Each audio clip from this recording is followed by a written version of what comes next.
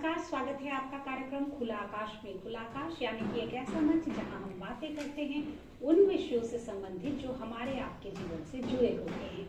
जी हाँ दर्शकों, और आज इस कड़ी में हम बात करेंगे तकनीक की। तकनीक यानी कि कुछ ऐसा जो हमारे जीवन को सुगम बनाता है, सरल बनाता है। और क्या है तकनीक के नए आयाम, इस विषय पे आज हमसे बात करने के लिए हमारे साथ स्टूडियो में मौजूद हैं तकनीकी क्षेत्र की एक विशेषज्ञ। तो आइए पहले उनसे मिले और उनका स्वागत करें। आज हमारे साथ हैं ऋचा वर्मा। मैम, आपका बहुत स्वागत हमारे इस कार्यक्रम में। धन्यवाद श्वेता जी। डीडी बिहार के सभी दर्शकों को मेरा ज्ञान भरा नमस्कार। ऋचा जी एक कॉलेज की डीन हैं और साथ ही ये तकनीक के क्षेत्रों में विगत कई वर्षों से कार्यरत है।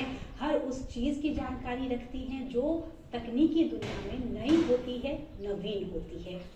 दर्शकों, जब भी बात आती है तकनीक की तो ये तो हम सब जानते हैं कि हम लोग टेक्नोलॉजी के एरा में ही जी रहे हैं। एक ऐसा युग जहां तकनीक के बिना आपके जीवन की, हमारे जीवन की कल्पना नहीं की जा सकती।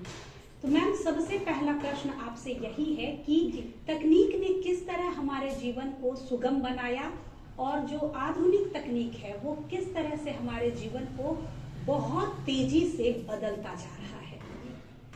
तकनीक के कई आयाम हैं श्वेता जी। दर्शकों को भी मैं बताऊं कि तकनीक के आयाम ट्रांसपोर्टेशन है, कम्युनिकेशन है, डिलीवरी है और अनंत आयाम है इसके। तो ट्रांसपोर्टेशन की अगर हम बात करें तो पहले के ज़माने में बैलगाड़ी वगैरह हुआ करती थी, लोग पैदल चलते थे, साइकिल से चलते थे। धीरे धीरे उसमें भी बदलाव आया, रेलगाड़ी चलने लगी, हवाई जहाज चलने लगे, पानी के जहाज चलने लगे और आज आप देखिएगा तो हाईटेक टेक्नोलॉजी की कार, बस, ट्रक ये सब चलते हैं। उसके बाद कम्युनिकेशन की हम बात करेंगे तो कम्युनिकेशन में भी टेक्नोलॉजी पीछे नहीं है। पहले एक पत्र भेजने के लिए कितने ज़्यादा दिन लग जाया करते थे और आज आप एक व्हाट्सएप मैसेज के थ्रू फटाफट किसी को मैसेज भेज सकते हैं, फ़ोन कर सकते हैं। पहले ट्रंक कॉल लगाने पड़ते थे, टेलीग्राम भेजना पड़ता था तो उसमें भी टाइम लगता था। उसके बाद अगर हम देखें तो हम डिलीवरी की बात करते हैं। हमें कुछ सामान मंगाना है तो किसी को भेज के मंगाना पड़ता था, खुद जाके लाना पड़ता था। अब आप देखिए तो फ्री होम डिलीवरी अवेलेबल है। तो ये बहुत सारा टेक्नोलॉजी की वजह से हमें बहुत सारे फैसिलिटीज मिले हैं। जी, बहुत अच्छे तरीके से ऋचा जी ने समझाया कि कैसे हमारे एक मोबाइल और एक स्मार्टफोन अगर आपके पास है तो एक क्लिक से ही आप घर बैठे बहुत सारी ऐसी सुविधाओं का लाभ उठा सकते हैं जिसके लिए पहले आपको बाहर बाजार जाने की आवश्यकता होती थी। तो मैम, ये जो तकनीक के आपने बहुत सारे आयाम बताए और जीवन के विभिन्न क्षेत्रों में उसके इस्तेमाल की जानकारी दी। हम लोग आजकल हर तरफ अगर तकनीक का कुछ नवीन रूप देखते हैं तो एक चर्चा है चैट जीपीटी की, जी, जिसके बारे में मैं चाहूंगी कि आप हमारे दर्शकों को विस्तार से बताएं कि ये चैट जीपीटी क्या है और एक आम आदमी के जीवन में इसकी क्या उपयोगिता है। जी, बहुत अच्छा विषय आज हम आपके समक्ष लेके आए हैं। Chat GPT. Chat GPT artificial intelligence का वो एप्लीकेशन है जिसके माध्यम से हम किसी भी विशेष टॉपिक पे सटीक जवाब पा सकते हैं। जैसे एक शिक्षिका या शिक्षक कक्षा में पढ़ाने जाता है, चाहे वो गणित हो, फिजिक्स हो या कोई भी और विषय हो, तो वो उस टॉपिक पे बात करता है, उस पाठ पे बात करता है, उसके चैप्टर्स पे बात करता है जो वो पढ़ाता है।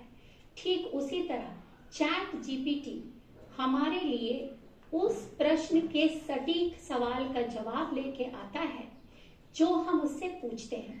इसकी सबसे बड़ी खासियत है श्वेता जी कि ये किसी भी भाषा के व्यक्ति की भाषा समझ लेता है और उसको उसी भाषा में जवाब देता है। चैट जीपीटी एक ओपन एआई एप्लीकेशन है। ओपन एआई एक ऐसी लैबोरेटरी है जहां से जो भी एप्लीकेशन बनाया जाता है वो हमें फ्री में या तो कुछ चार्जेस के साथ हम उसको इस्तेमाल कर सकते हैं। तो ये एक ओपन एआई है। इसमें न्यूरल नेटवर्क का इस्तेमाल करके चैट जीपीटी यूज करता है। आप दर्शक जानना चाहेंगे कि ये न्यूरल नेटवर्क क्या है? न्यूरल का मतलब होता है कनेक्शन। जैसे हमारे शरीर में नसें कैसे जाल की तरह फैली रहती हैं, वैसे ही किसी भी आर्टिफिशियल इंटेलिजेंस के एप्लीकेशन में जो भी कीवर्ड्स हैं, जो शब्द हम यूज कर रहे हैं, जो सेंटेंस हम यूज कर रहे हैं, उसका कहाँ कहाँ कनेक्शन बैठ रहा है, ये उसका जाल है। तो उस तरह से अगर हमने चैट जीपीटी से प्रश्न पूछा कि आप पर्यावरण संरक्षण पे हमें जानकारी दें, तो जहां जहां पर्यावरण संरक्षण उसके डिक्शनरी में अवेलेबल होगा श्वेता जी, वहां वहां से वो सोर्सेज ढूंढ के लाएगा और आपको उतनी ही जानकारी देगा जितना आपने पूछा है। पर्यावरण संरक्षण के ऊपर अभी आपने लाभ नहीं पूछा, तो वो आपको लाभ नहीं बताएगा, वो आपको डेफिनेशन बताएगा कि पर्यावरण संरक्षण क्या है। फिर आप उससे पूछेंगे इसके विषय में और जानकारी दे, तो वो और जानकारी में बताएगा कि उसके क्या क्या विकल्प है जी। तो इस तरह से वो काम करता है। जी, यानी कि हम कह सकते हैं कि ये भी एक तरह का सर्च इंजन है जिसमें आप अपनी जानकारियों की खोज करते हैं। आपकी जो जिज्ञासा होती है उसको चैट जीपीटी अपने स्तर से उसका हल निकालने की कोशिश करता है। मैम, जब चैट जीपीटी की हम बात कर रहे हैं तो जो हमारे आम दर्शक हैं जिनको बहुत ज्यादा समझ नहीं है तकनीक की, या ऐसे भी लोग हैं जिनको स्मार्टफोन भी बहुत अच्छे तरीके से इस्तेमाल करना नहीं आता है, तो उनके लिए इसका इस्तेमाल करना कहाँ से वो शुरुआत करें और कैसे अपने फोन पे या अपने कंप्यूटर पे इसका वो इस्तेमाल कर सकते हैं, ये हम चाहेंगे आप हमें जरूर बताएं। बिल्कुल, इसकी एक आधिकारिक वेबसाइट है श्वेता जी, chat.openai.com। इसमें हम लोग सबसे पहले तो अपने मोबाइल फोन या लैपटॉप जहाँ है हमारा, उसका डेटा ऑन करेंगे या उसको कनेक्ट करेंगे वाईफाई से। उसके बाद ब्राउजर में जाकर openai.com हम लोग लॉग इन करेंगे, उसको ब्राउज करेंगे। उसके बाद आपको आ जाता है विकल्प कि इसमें अब आप अपना ईमेल एड्रेस डालिए। तो बहुत सारे लोगों के पास याहू का होता है, जीमेल का होता है, तो आपका जो भी ईमेल है आप उसके माध्यम से उसमें लॉग इन कर सकते हैं। आप उसमें नई आईडी भी बना सकते हैं, लेकिन वो आईडी भी आपके एग्जिस्टिंग आईडी से जुड़ी हुई होगी। एक तो ये विकल्प है। तो देखिए, चैट जीपीटी अभी तो फ्री अवेलेबल है। किसी भी चीज को सीखने समझने के लिए और उसको पॉपुलराइज करने के लिए पहले उसको फ्री अवेलेबिलिटी दी जाती है। तो हमारे पास चैट जीपीटी प्ले स्टोर पे अवेलेबल है मोबाइल फोन पे, और इस जो मैंने आपको दूसरी तरीका बताया उसके माध्यम से आप अपने लैपटॉप पे कर सकते हैं। और फिर आपको वो ऑप्शन देगा कि कंटिन्यू कीजिए, आपको ओटीपी या पासवर्ड जो भी सेट करना है वो आपको ऑप्शंस देगा, उस हिसाब से आप कंटिन्यू कीजिए और आप अपना एक चैट जीपीटी खुद के एक्सेस से कर सकते हैं। इसके फायदे क्या हैं? इसके फायदे ये हैं कि एक तो आप किसी भी टॉपिक के बारे में जानकारी ले लीजिए, नोट्स बनाइए, डिटेल्स या रिसर्च कीजिए। दूसरा, आप वेबसाइट डिज़ाइन भी कर सकते हैं, वेब पेज भी डिज़ाइन कर सकते हैं, वो आपको सारे स्टेप्स बताएगा। तो आने वाले दिनों में मैं बता दूं श्वेता जी, हो सकता है कि इसमें चार्जेस लगे, लेकिन फिलहाल ये फ्री है। तो जितना ज़्यादा हो सके दर्शकों आप इसका लाभ उठाएं।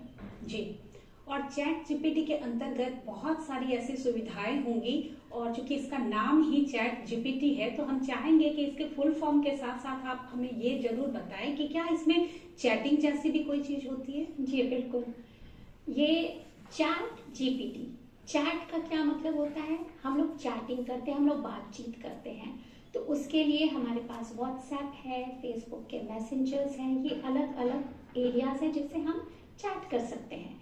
जीपीटी का मतलब होता है जेनेरिक प्री ट्रेन्ड ट्रांसफॉर्मर। अब जेनेरिक शब्द देखिए, जेनेरिक यानी कहीं से इनहेरिट होता हुआ आ रहा है ना, कहीं से रेफरेंस लेके आ रहा। प्री ट्रेन्ड, पहले से उसको ट्रेनिंग दी गई है। और ट्रांसफॉर्मर, तो ट्रांसफॉर्मर मतलब उसको बदलना। तो इसका मतलब ये है कि आप जो भी उसमें वर्ड या क्वेश्चन टाइप करेंगे तो वो सर्च करेगा कि वो शब्द कहाँ कहाँ मेरे डिक्शनरी में अवेलेबल है। उसके बाद प्री ट्रेन्ड यानी कि सवाल अगर मैंने इंग्लिश में पूछा है तो उसको पता है कि किस तरह से जवाब देना है, और ट्रांसफॉर्मर यानी वो ट्रांसलेट कर देगा आपके जवाब को। तो ये हुआ चैट जीपीटी कैसे काम करता है, इस विषय में थोड़ा सा विस्तार पूर्वक मैं आपको बताऊंगी। चैट जीपीटी में जो आर्टिफिशियल इंटेलिजेंस का प्रयोग होता है उसके माध्यम से, देखिए हम लोग हर बार आर्टिफिशियल इंटेलिजेंस का प्रयोग होता है ये शब्द तो यूज करते हैं, लेकिन इसके पीछे जो नेटवर्क काम करता है वो नेटवर्क होता है कीवर्ड्स का। कीवर्ड्स वो होते हैं, हमारे दिमाग में अभी आया पोल्यूशन, ये एक कीवर्ड है, ठीक है। टेलीविजन, ये एक कीवर्ड है। तो हमने लिखा अगर ये कीवर्ड तो उस पोल्यूशन का कहाँ कहाँ इस्तेमाल हुआ है उस कीवर्ड का, वहां वो सर्च करेगा। टेलीविजन शब्द का कहाँ कहाँ यूज हुआ है वो वहां सर्च करेगा। तो ये उसकी वो इंटेलिजेंस है जो हमने उसको प्रोग्राम करके दी है। इसके बाद आपका जो प्रश्न है, जो जितना आपने पूछा है बस उतने का वो आपको जवाब देगा। आपको उस पर विशेष जानकारी चाहिए तो आप अपना प्रश्न बदल भी सकते हैं, या आप उसमें ये भी लिख सकते हैं कि आप और बताइए। बोल के भी आप उससे सवाल कर सकते हैं और लिख के भी कर सकते हैं। जी, चैट जीपीटी यानी कि chat generic pre train transformer. Richa ji ने इतनी आसानी से इसकी व्याख्या की कि हमें लगता है कि जो भी हमारे दर्शक हमारे इस शो से जुड़े हैं वो कभी भी इसका फुल फॉर्म नहीं भूल पाएंगे। इन्होंने बहुत अच्छे तरीके से एक एक वर्ड और एक एक टर्म की मतलब और मीनिंग भी हमें बताई है, और इससे यही हमारे समझ में आता है कि ये एक ऐसा प्री ट्रेन, पहले से ट्रेन किया हुआ एक ट्रांसफॉर्मर ऐप है जो आपकी अंदर जो बातें चल रही है उसको वो एक सॉफ्टवेयर के माध्यम से आपके सामने रखता है, और जहां कहीं भी उसे मिले उसको वो खोज के ले आता है। तो मैम, जब हम गूगल की बात करते हैं वो भी एक सर्च इंजन है, या फिर कुछ ऐसे ही अन्य सर्च इंजन भी हैं, तो चैट जीपीटी उनसे किन मायनों में अलग है या भिन्न है? जी, गूगल एक सर्च इंजन है। इंजन का मतलब होता है कि आपके पास बहुत सारे ऑप्शंस हैं, यहाँ से ढूंढ के लाना, वहां से ढूंढ के लाना। वो आपको गूगल क्या करता है, अगर आप उसमें कोई भी टॉपिक टाइप करते हैं तो वो आपको अलग अलग वेब पेजेस के लिंक बता देता है, और वो लिंक अनंत होती है। आप नीचे स्क्रॉल करके जाएंगे तो पेज 1, 2, 3, 4, तो दर्शकों ये जो 1, 2, 3, 4 आपके सामने जो पेजेस दिखते हैं वो मैक्सिमम सर्च किए हुए पेजेस रहते हैं, या फिर वो पेजेस ये बताते हैं कि ये जो भी वेबसाइट्स हैं वो इस टॉपिक पे आपको आसानी से जवाब दे सकती है, लेकिन उसमें भी जाकर आपको खोजना होगा। जब भी आप किसी लिंक को गूगल पे वापस से क्लिक करते हैं फिर उसके मल्टीपल टॉपिक्स आपको दिख जाते हैं। चैट जीपीटी आपके प्रश्न का सटीक जवाब देता है। ये आपको दूसरे लिंक प्रोवाइड नहीं करता है कि अब आप इस लिंक पे जाएं, अब आप इससे पहले वाले लिंक पे आए, नहीं आप उस पेज पे जाइए। ये सब करने की कोई आवश्यकता चैट जीपीटी में नहीं है। तो ये बहुत ही क्विक काम करता है, आपको इंस्टेंट जवाब देगा। तो ये बहुत इजी हो जाता है आजकल के रिसर्चर्स के लिए, स्टूडेंट्स के लिए, कि किसी एक टॉपिक पे नोट्स कैसे तैयार किया जाए, या फिर हम टीचर्स के लिए भी कि अगर हम लोगों को किसी बच्चे को ये पर्टिकुलर टॉपिक एक्सप्लेन करना है तो उसमें हम कितना बता सकते हैं उस बच्चे को, और थोड़ा बहुत तो बच्चों को भी करना चाहिए। जी बिल्कुल, और आपके इसी पॉइंट्स को मैं यहाँ पे लेना भी चाहूंगी कि थोड़ा वर्क बच्चों को भी करना चाहिए। तो क्या तकनीक के जो ऐसे साधन आते हैं जो उनके काम को इतना आसान बना देते हैं, क्या ये बच्चों को मेहनत करने से पीछे रखेंगे, या फिर बच्चों की जो कड़ी होती है कि हाँ मुझे जानकारी खुद इकट्ठा करनी है, चाहे जितनी किताबों से हो, जहाँ से भी हो, क्या इन सब को आसान बनाना उनके एकेडमिक जो उनका एक्सेलेंसी है उसको प्रभावित करेगा? देखिए, टेक्नोलॉजी को अगर हम लोग एक बूंद की तरह यूज करें तो कभी प्रभावित नहीं करेगा, लेकिन अगर हम लोग उस पर फुली डिपेंडेंट हो जाए, पूर्णतया निर्भर हो जाए, तो वो बहुत इफेक्ट करता है। क्योंकि मोबाइल की वजह से हमारे ब्रेन के बहुत सारे ऐसे सेल्स हैं जो डैमेज हो जाते हैं, और धीरे धीरे हमारी याददाश्त भी जाने लगती है। किताबें तो ज्ञान का भंडार होती हैं, और टेक्नोलॉजी उनको फ्लोरिश करती है। तो किताबों का रिप्लेसमेंट तो दर्शकों कभी नहीं हो सकता है। मैं दूरदर्शन के माध्यम से यही बताऊंगी श्वेता जी कि बच्चों को किताबों को जरूर पढ़ना चाहिए। किताब के पीछे बिब्लियोग्राफी होती है, जहाँ पे उस पुस्तक को किस रेफरेंस से लिखा गया है, कहाँ कहाँ से टेक्स्ट लिए गए हैं, पिक्चर्स लिए गए हैं, उन सब के बारे में जानकारी। तो बस अगर आपको ज्यादा जानना है तो वो रेफरेंस को आप चैट जीपीटी में डाल के आप उसका इस्तेमाल कर सकते हैं, लेकिन बुक्स इज मस्ट। जी, जो हमारी प्राचीन तकनीकें थी, जो हमारे पूर्वज इस्तेमाल करते रहे, वो इस तरह की थी कि वो आपके अंदर एक चैट जीपीटी को पैदा करता था। हालांकि अब हम उस दौर में जी रहे हैं जहाँ पे इतनी मेहनत कोई करना नहीं चाहता, समय का भी अभाव होता है, पेरेंट्स भी वर्किंग होते हैं, तो बच्चों के पास भी समय की कमी होती है। वहीं शिक्षकों को बहुत कुछ बताना होता है बहुत कम समय में। तो ऐसी तकनीकें जो तकनीक के नए आयाम के अंतर्गत आती हैं, वो हमारे लिए बहुत ज्यादा ही फायदेमंद होती हैं। और मैम, इसका इस्तेमाल अगर हम एकेडमिक्स छोड़ दें या फिर एजुकेशन के क्षेत्र को छोड़ दें, तो अन्य किन क्षेत्रों में हम इसका इस्तेमाल कर सकते हैं? इसका इस्तेमाल हम मेडिकल फील्ड में भी कर सकते हैं। इसका इस्तेमाल हम लोग, जैसे अपना दूरदर्शन का कोई प्रोग्राम है, उस पे हम लोग किसी विषय पे चर्चा कर रहे हैं, तो उसमें भी हम लोग ये कर सकते हैं। और देखिए, किसी भी चीज का इस्तेमाल समय और जगह को देख के करना चाहिए। तो हम लोग किसी भी तकनीक का इस्तेमाल, वो चाहे चैट जीपीटी हो, गूगल हो या कुछ हो, ये तो मेनली एकेडमिक्स में ही यूज होता है, लेकिन हम लोग आम दिनचर्या के चर्चा में भी इसको इस्तेमाल कर सकते हैं।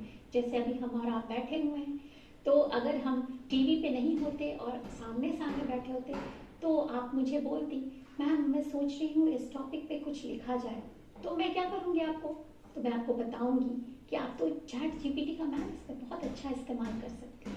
जी जी। तो इस तरह की जो नई चीजें आती हैं, जिससे कि हम अनभिज्ञ होते हैं, हमें बहुत ज्यादा आइडिया नहीं होता है, हम लोग हर रोज आजकल पेपर में पढ़ रहे हैं कि चैट जीपीटी के कारण ये आसान हो गया, ये मुश्किलें बढ़ी, या उससे रिलेटेड बहुत सारे न्यूज हम पढ़ते हैं, लेकिन हम में से बहुत कम लोग होते हैं जो चाहते हैं कि हम भी इसका इस्तेमाल करना सीखें। तो तकनीक के प्रति जो जागरूकता है मैम, वो कैसे बढ़ाई जाए? तकनीक के प्रति जागरूकता हम पढ़ के बढ़ा सकते हैं। फिर मैं कहूंगी, टेलीविजन एक बहुत अच्छा माध्यम है ज्ञान बढ़ाने का, रेडियो एक बहुत अच्छा माध्यम है ज्ञान बढ़ाने का, न्यूज जरूर देखिए आजकल जो न्यूज चैनल है वो एक तो पूरा विस्तार से समाचार दिखाते हैं, इसके अलावा न्यूज चैनल तकनीक के लिए अलग न्यूज का प्रसारण करते हैं, और आपके ऑटोमोबाइल्स के लिए कौन सी गाड़ी खरीदे इसके बारे में आपको अलग से जानकारी देते हैं। इसके अलावा आप कहाँ इन्वेस्टमेंट कर सकते हैं, कौन सी पॉलिसी अभी आप ले सकते हैं आपके जीवन के लिए, वो सारी चीजें आजकल न्यूज आपको बहुत बताता है। तो मैं तो अपने सभी दर्शकों को कहूंगी और आने वाली जनरेशन को कहूंगी कि न्यूज जरूर पढ़ें, न्यूज़पेपर से भी आप दूर न रहें। न्यूज़पेपर में जो एडिटोरियल आता है और एक कॉलम आता है जो मेरा बहुत पसंदीदा है, speaking tree, times of India का है वो, तो बहुत ही अच्छा कॉलम है वो, आप जरूर पढ़ें। और हिंदी के भी जो एडिटोरियल्स होते हैं वो पढ़ें, इससे आपकी हिंदी भी अच्छी होगी और इंग्लिश के एडिटोरियल से इंग्लिश भी अच्छी होगी। तो वोकैबुलरी पावर जो है दर्शकों, वो कभी मोबाइल से नहीं बढ़ता। आपने बहुत सारे रील्स देखे होंगे, वो आपको ट्रांसलेट करके बताएगा, लेकिन वो बहुत क्षणिक होता है।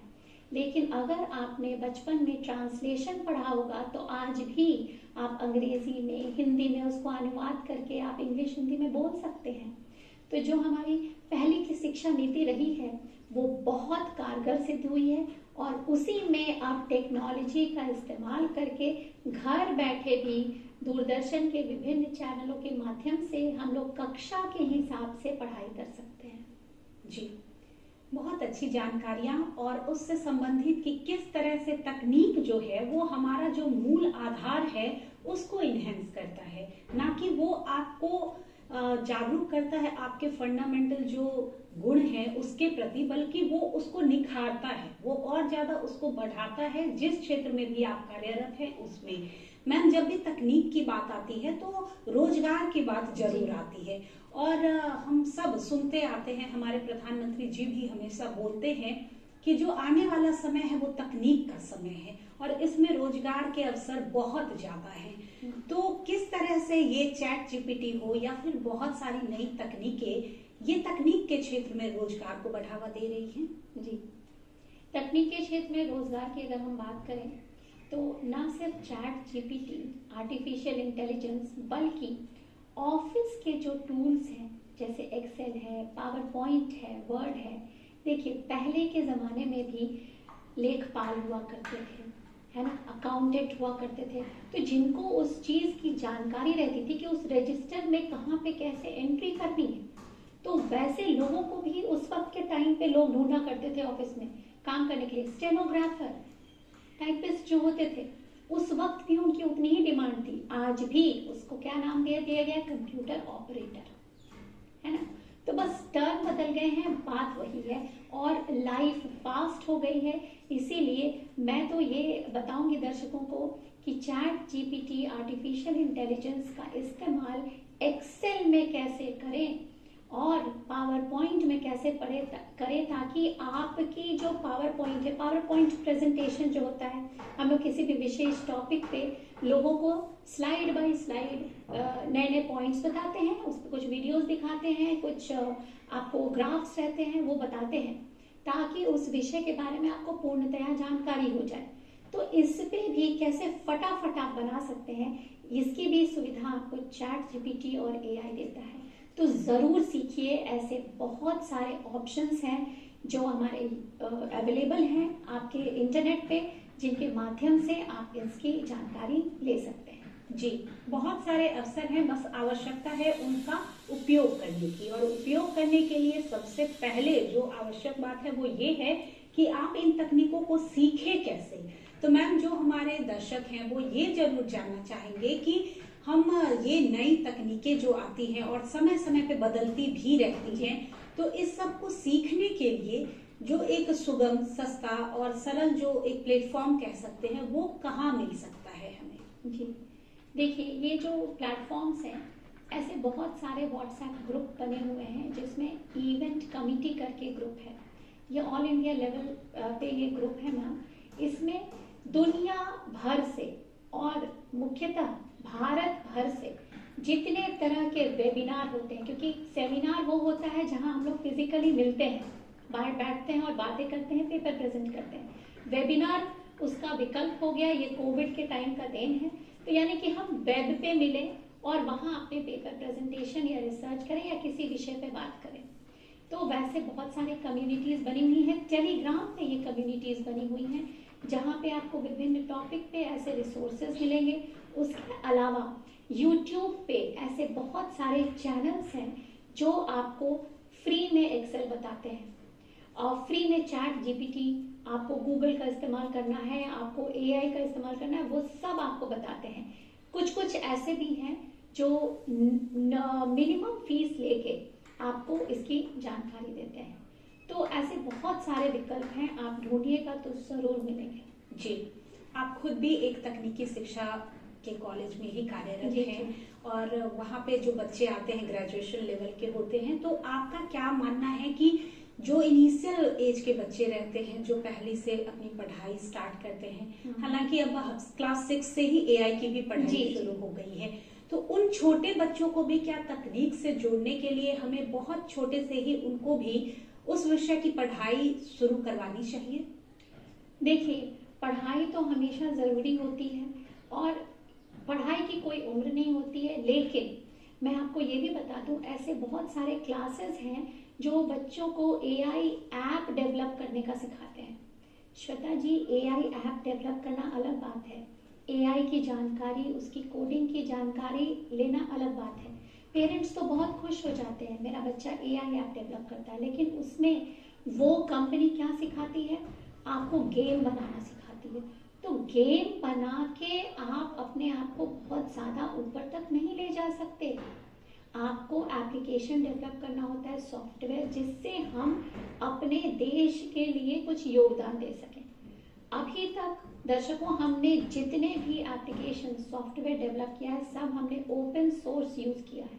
हमारे भारत का अपना क्या है, ये सवाल मैं आपके लिए छोड़े जा रही हूँ, क्योंकि ये जितने ओपन एआई ओपन सोर्स हैं ये सब हम लोग विदेश के लोगों से इस्तेमाल करते हैं। उन्होंने हमारे लिए फ्री छोड़ा है ताकि हम हमेशा उन पर निर्भर रहें। अपनी भी एप्लीकेशन बनाएं तो उनके सोर्सेज से, तो जब हम उनके सोर्सेज से एप्लीकेशन बनाएंगे तो क्या हमारा एप्लीकेशन सिक्योर है, दूसरा सवाल। तो जब भी आप पढ़ाई शुरू करें बच्चों को ये शिक्षा जरूर दें कि आपका स्वतः अपना क्या है, आप उससे अपना क्या डेवलप कर रहे हैं। ये सब ओपन सोर्सेज से हमें मिला है। तो हम चाहेंगे कि स्कूल्स भी या जो हमारे टेक्नोलॉजी में युवा योगदान दे रहे हैं उनको भी ये चीज सोचना चाहिए कि भारत का अपना एप्लीकेशन हो, अपना सॉफ्टवेयर हो। जितनी भी आईटी कंपनी है वो सब विदेशी ओपन सोर्स यूज करके नए नए एप्लीकेशन बनाती है। सोर्स तो हमारा विदेशी है, तो सोर्स क्यों नहीं हम मूलतः भारत का करें। जी, और इसके लिए हमें बहुत कुछ करने की आवश्यकता है भी नहीं, क्योंकि ये तो हम सब जानते हैं कि जितने भी टॉप के आईटी कंपनीज हैं सबके सीईओ भारतवंशी ही हैं। तो यानी हमारे पास प्रतिभाओं की कमी नहीं है, कमी है तो बस थोड़े से रिसोर्सेज की। मैम, आपसे बात करते समय का बिल्कुल पता नहीं चला और इतनी सारी जानकारियां चाहते हैं हम कि जाते जाते दर्शकों के लिए एक संक्षिप्त सा संदेश देते। जी, तो मैं भूल गई दर्शकों ये बताना कि चैट जीपीटी 30 नवंबर 2022 को लॉन्च किया गया। तो आपको मैं ये बता दूं कि टेक्नोलॉजी कितनी भी आगे क्यों न बढ़ जाए, हमें अपने रूट से कनेक्टेड रहना है, अपने ट्रेडिशन को भी फॉलो करना है। और तब अगर हम टेक्नोलॉजी को अपना हथियार बना लें तो भारत निसंदेह सबसे आगे सभी देशों में खड़ा रहेगा। हमारे कार्यक्रम में शामिल होने के लिए आपका बहुत बहुत धन्यवाद। धन्यवाद। दर्शकों, खुला आकाश कार्यक्रम में आगे आप क्या देखना पसंद करेंगे हमें जरूर लिखें। हमारा पता है कार्यक्रम खुला आकाश, निदेशक डीडी बिहार दूरदर्शन केंद्र पटना, फ्रेजर रोड पटना 800001। साथ ही हमारी ईमेल आईडी है directordkpatna@gmail.com। तो अब आज के लिए हमारी पूरी टीम को दीजिए विदा और देखते रहिए दूरदर्शन बिहार। नमस्कार।